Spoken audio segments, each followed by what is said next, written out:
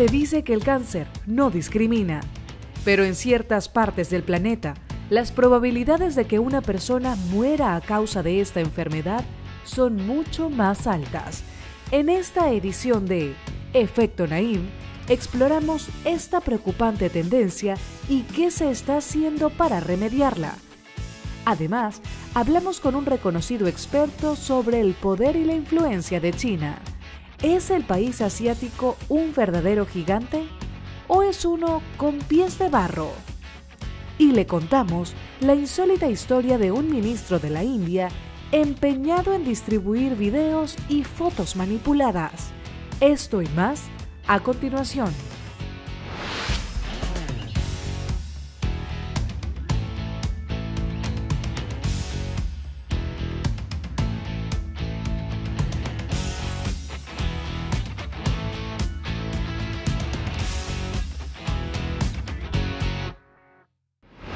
Bienvenidos, soy Moisés Naim desde Washington. Encantado de estar de nuevo con ustedes.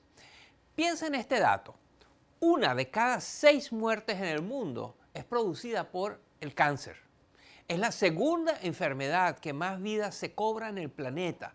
Más que el VIH-Sida o la tuberculosis, la malaria, todo combinado no da tantas muertes como el cáncer. Pero en ciertas partes del planeta, las probabilidades de que una persona desarrolle cáncer y muera por eso son mucho más altas que en otras partes.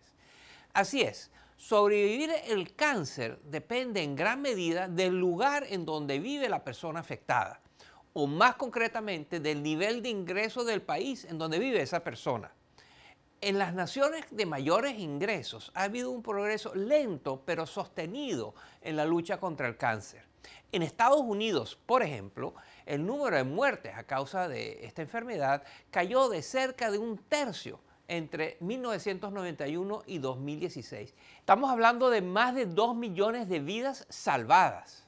Pero en contraste, en países como India o como Sudáfrica, la historia es muy diferente.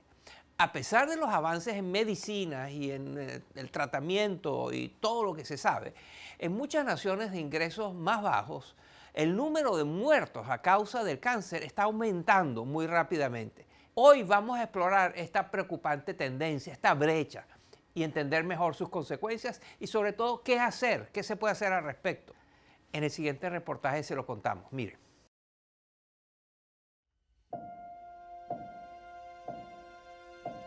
Este es el hondureño Mary Zair, de 6 años. Tiene cáncer y sus padres temen que no pueda sobrevivir si se queda en su país. Por eso han emprendido un duro camino rumbo al norte. Cuando estoy enfermo, ya estoy en etapa terminal y las esperanzas en Honduras pues son muy pocas. Entonces pues uno como padre tiene que estar hasta las últimas instancias con sus hijos y ver cómo puede uno ayudarlos. Por eso hemos venido en poca parte arriesgando la vida de nosotros y la de él, pues. El caso de Mary no es atípico. De las 9 millones de personas que murieron de cáncer en 2018 alrededor del mundo, un 70% vivía en países de ingresos bajos y medios. Se trata de naciones que muchas veces no cuentan con la infraestructura necesaria para tratar la enfermedad. Entre los países africanos, por ejemplo, el 80% de la población no tiene acceso a la radioterapia ni a servicios relacionados con el tratamiento del cáncer. Por otro lado, en muchos países en desarrollo no existen políticas gubernamentales que busquen educar sobre los riesgos de ciertos estilos de vida, como el consumo de tabaco, que es responsable de un 22% de las muertes por cáncer a nivel mundial. Pero también hay un importante tema cultural que alimenta esta brecha. Hablamos al respecto con Kerry Adams, presidente de una organización dedicada a la lucha contra esta enfermedad. En la gran mayoría de países de ingresos bajos y medios, el cáncer se descubre cuando ya la enfermedad está en etapas avanzadas y por lo tanto la posibilidad de supervivencia del paciente es mucho menor. Esto se debe en gran parte a la falta de educación y concientización. Además, hay culturas en las que las personas están menos dispuestas a acudir al médico cuando creen que tienen un problema. De hecho, practicarse autoexámenes aún es tabú en ciertas comunidades y esto también contribuye a la detección tardía. Si en todos los casos los diagnósticos se hicieran a tiempo, hasta un 50% de las muertes por cáncer se podrían prevenir. Los tratamientos de última generación, como la inmunoterapia, disponibles mayoritariamente en países desarrollados, también explican la brecha de supervivencia entre países. Pero incluso en Estados Unidos, el acceso no es igualitario. Carrie Fitzmaurice es una paciente de cáncer de ovario. Como ella, miles de personas de bajos recursos en este país tienen dificultades para acceder a medicamentos que salvan cada vez más vidas, pero que pueden llegar a costar hasta $500,000. Es extremadamente frustrante saber que existe un tratamiento que, como mi doctor diría, podría ponerme en remisión, pero que yo no puedo obtenerlo. Los expertos aseguran que los gobiernos deben liderar la lucha por remediar estas disparidades, implementando programas a nivel nacional para la prevención y tratamiento del cáncer. Y no solo porque salva vidas. Invertir en la prevención y tratamiento del cáncer es un beneficio neto para un país en términos de crecimiento económico y desarrollo. Y no solo se trata de gastos. Imponer impuestos a productos como el tabaco, por ejemplo, genera ingresos al país y reduce el número de fumadores en riesgo de generar la enfermedad. Hay amplia evidencia que sugiere que este tipo de intervenciones reduce la necesidad de servicios de tratamiento del cáncer en el futuro y mejora el desempeño económico del país. Un estudio de la Universidad de Harvard encontró que los beneficios de implementar estas medidas podrían alcanzar los $350,000 millones. Esto equivale a las economías de Perú, Ecuador y Bolivia combinadas. Los países desarrollados y entidades como la Organización Mundial de la Salud también son clave. Así lo explica la doctora Doris Brown, quien ha liderado esfuerzos para brindar apoyo técnico a instituciones y médicos en regiones con menos recursos. Puedes tener una camioneta equipada con tecnologías para proveer chequeos de prevención y telesalud, es decir, servicios de patología y radiología a distancia. La camioneta puede estar en una comunidad aislada durante un mes en el que se evalúan individuos que de otra forma tendrían que viajar millas y millas. La información recopilada se envía a una clínica o hospital que determine el cuidado de ese paciente. Pero ninguna de estas iniciativas será exitosa si como individuos aún mantenemos miedos y tabúes alrededor del cáncer, sus síntomas y sus tratamientos. Y es que, aunque parezca extraño, en la lucha contra esta enfermedad, la prevención empieza por conocer nuestros cuerpos. Se dice que el cáncer no discrimina, pero realmente hay muchos pacientes que podrían sobrevivir a esta enfermedad y no lo logran por falta de acceso a los cuidados y tratamientos necesarios. Es indispensable que los gobiernos trabajen por crear un mundo en el que el cáncer no sea necesariamente una sentencia de muerte. Y al regresar a la pausa cambiamos de tema. Los voy a llevar a China, de la mano de un guía que la conoce como pocos. No se vayan.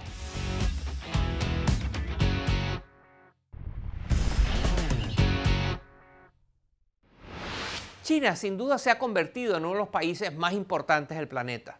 Pero hay un gran debate sobre el poder, la influencia, la prosperidad, la sostenibilidad de ese país. ¿Es un gigante de verdad o es un gigante con pies de barro? Algunos expertos aseguran que si se posicionara como una superpotencia, que muy pronto va a sobrepasar a Estados Unidos y va a ser el país que domina el mundo. Pero otros, en cambio, no están de acuerdo y mantienen que el país se enfrenta a una serie de problemas que lo debilitan. Deudas astronómicas, fuerte corrupción, una inmensa crisis de medio ambiente. La pregunta es, ¿cuál de las dos Chinas dominará? Para responder a esta y otras interesantísimas preguntas sobre China, tengo en el estudio un invitado muy especial. Se llama Ming-Hsin Pei y es uno de los principales sinólogos del mundo, es decir, se dedica al estudio del mundo chino. Actualmente, Pei es profesor de la Universidad Claremont McKenna en California. En el año 2012, Pei nos acompañó aquí en el estudio para hablar de todo lo que estaba pasando dentro del gobierno chino, sobre la corrupción que lo consumía y el rol de esta nación en el escenario global. En 7 años han cambiado muchísimas cosas y hoy Ming-Shin Pei nos ayuda a entender estos cambios y lo que significan para usted, para mí, para todos. ¿Qué amenazas atentan contra el poder de China? ¿Qué papel está jugando China en América Latina? ¿Y a qué debemos estar prestándole más atención con respecto a este gigante de Asia? A continuación discuto estos y otros importantes temas con el profesor Ming-Shin Pei. Miren. Hace 7 años usted estaba sentado en esa silla y nos pronosticó una serie de cosas sobre China que terminaron sucediendo. Cuéntenos, ¿cuáles son las 3 principales cosas que sucedieron en China en los últimos 7 años? Hay 3 cosas. En primer lugar, la relación entre Estados Unidos y China ha cambiado y ambos países están rumbo a la colisión. La política estadounidense de colaboración con China ya ha dado los mayores resultados en años. Así que es tiempo de comenzar un proceso de desvinculación de China. Creo que la guerra entre estos 2 países, aunque no inevitable, es cada vez más probable. En segundo lugar, creo que políticamente hablando, China ha retrocedido al menos 3 décadas.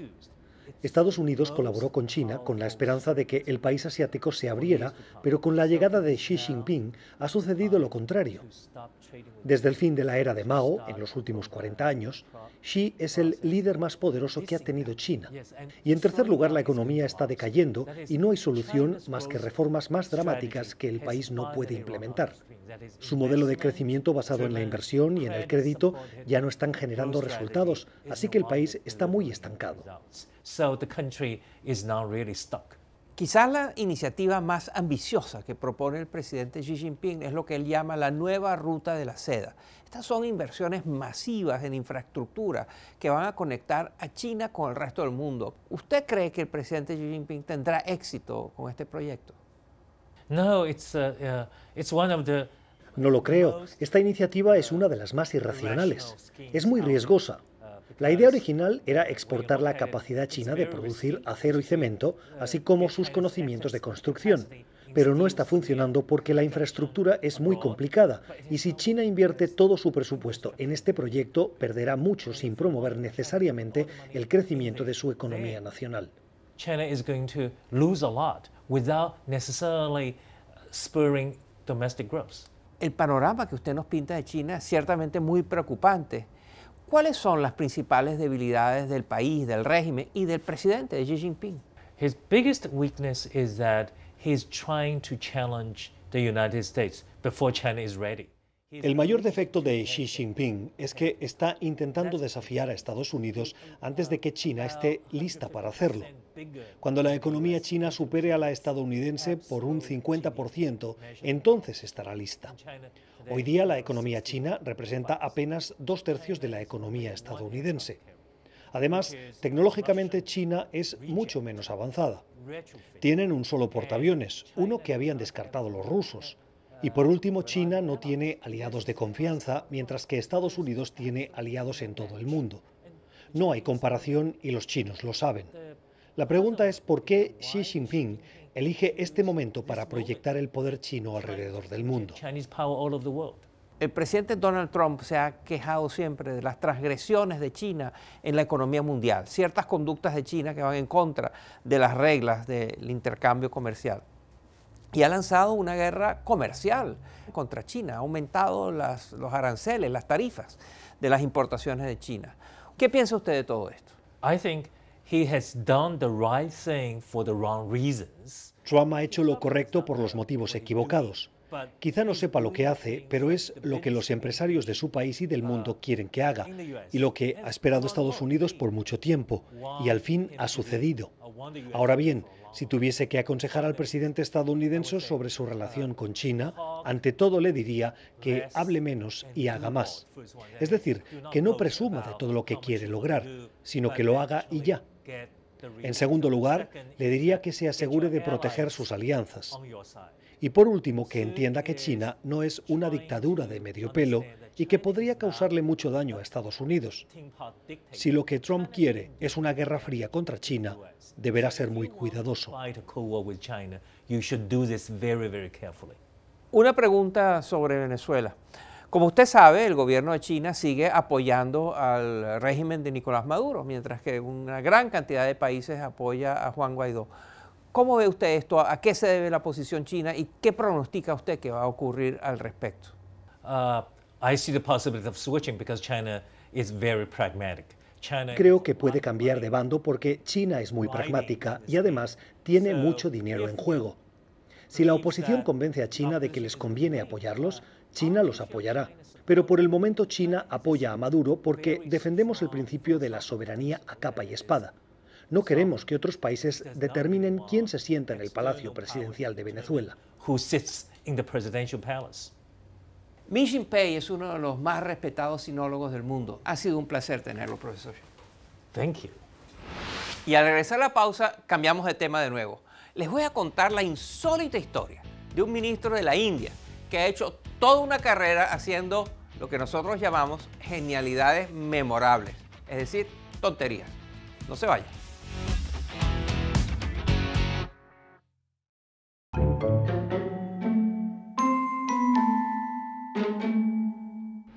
Como se sabe, India es el segundo país más poblado del mundo. Y el gobierno de esta gigantesca nación asiática ha estado trabajando para crear un sistema moderno de transporte que pueda responder a las necesidades de sus 1.300 millones de habitantes. Uno de los responsables de esta gran tarea es Piyush Goyal, el ministro de Trenes del gobierno del primer ministro Narendra Modi. Antes de obtener este cargo, Goyal estuvo a cargo de llevar las redes sociales del Partido Popular Indio, el partido del presidente Modi, y ahora que está en el gobierno sigue utilizando sus conocimientos técnicos, entre comillas, en redes sociales para compartir los avances, los progresos que ha hecho su ministerio en la creación de un sistema de transporte de primera categoría. Pero digamos que algunos de estos avances no son lo que parecen. Miren. India tiene un severo problema de fake news o noticias falsas. Solamente en el mes de febrero, la compañía de mensajería WhatsApp eliminó en el país 2 millones de cuentas que se dedicaban a difundir información manipulada. Y es que hasta funcionarios del gobierno, como el ministro de Ferrocarriles, Piyush Goyal, han sido culpables de distribuir noticias falsas. Por ejemplo, en anticipación a la inauguración del Bharat Express, el primer tren de alta velocidad de la India, el ministro compartió este video en su cuenta de Twitter, invitando a sus seguidores a ver cómo el tren viajaba a la velocidad de la luz.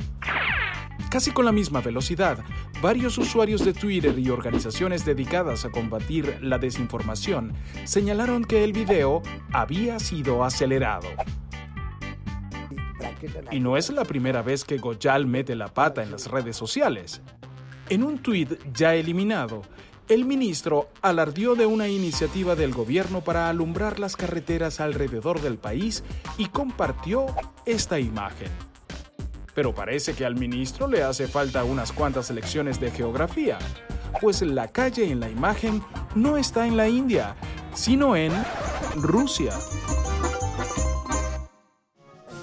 A pesar de todo, el ministro se mantiene activo en Twitter. Pero, lastimosamente, no podrá compartir fotos verdaderas del Bharat Express, pues cuando finalmente lo inauguraron, el tren chocó con una vaca y tuvo que ser suspendido. Hasta aquí la genialidad memorable de la semana. Si conoce algún otro ministro genio digno de ser expuesto en este programa, cuéntenos. Use la cuenta de Twitter del programa Efecto Naim o mi cuenta personal, Moisés Naim. Y para terminar el programa les voy a hablar de nombres propios. Recientemente Macedonia, un país de Macedonia, cambió de nombre. Ahora se llama oficialmente la República de Macedonia del Norte. Este cambio pone fin a un larguísimo conflicto político con su vecino, Grecia. Resulta que Grecia cuenta con una región que se llama igual, se llama Macedonia. y quería que Macedonia cambiara su nombre para diferenciar los territorios, el país, de lo que es un territorio griego. Y tras 3 décadas de enfrentamientos, conflictos, fricciones entre los dos países, por fin Grecia ganó, se salió con la suya. Pero esto de cambiar el nombre de la patria es más común de lo que parece. Algunos gobiernos han encontrado excusas muy curiosas para justificarlo. Miren. En 2016, la República Checa implementó una peculiar estrategia de mercadeo. Cambió su nombre oficial a Chequia. Según el gobierno de esta nación europea, un nombre de una sola palabra sería más fácil de promover en el extranjero. El expresidente de Kazajistán, Nursultán Nazarbayev, consideró quitarle la terminación Istán al nombre del país asiático. Según el exmandatario, países vecinos como Mongolia son mucho más conocidos a nivel internacional por diferenciarse de otros estados de la región como Uzbekistán, Kirguistán y Turkmenistán. En 2018, Suazilandia se convirtió en el reinado de Eswatini por orden del rey. Supuestamente el rey, Mswati III, estaba cansado de que los extranjeros confundieran a su país con Suiza. Sí, esa nación ubicada en Europa y a más de 12.000 kilómetros de distancia. Otros lo ven como una oportunidad de activismo. El grupo defensor de animales PETA propuso que el pueblo inglés Wool, que significa lana, cambiara su nombre a Lana Vegana o Vegan Wool. Pero sus habitantes más bien ridiculizaron la campaña, ya que el nombre de este pueblo viene de la antigua palabra well, que significa manantial o pozo. En cambio, algunos habitantes de Bastardo, un pueblo ubicado en la región italiana de Umbría, sí han querido cambiar de nombre desde el año 1933. Pero a pesar de la vergüenza que les ocasiona, no han logrado recoger suficientes firmas ni lograr un consenso en cuanto al nuevo nombre. Así es, algunos cambios de nombre de países esconden sorprendentes historias, interesantes historias. Y hasta aquí el programa de hoy. Espero que les haya divertido, que les haya interesado. Como siempre, gracias por acompañarnos. Nos vemos la semana entrante.